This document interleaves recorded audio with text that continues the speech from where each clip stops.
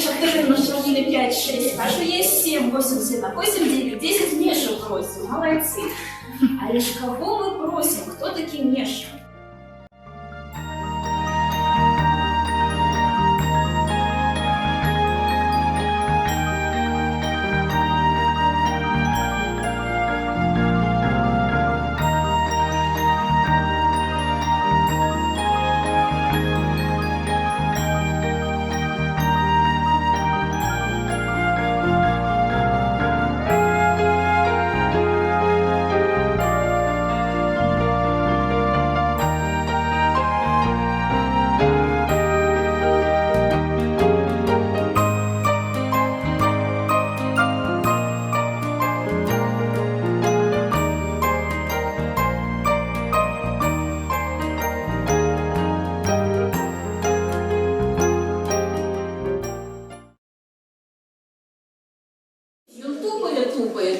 Тупая, з лісу ніяк не вийти.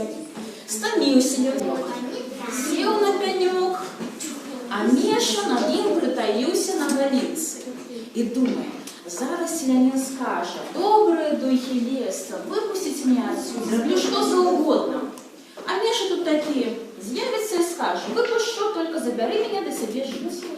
А селянин уздихнув, махнув рукой, ось так, і сказав: ну, може, льос мой такий, застануся в лісі назавсьоди.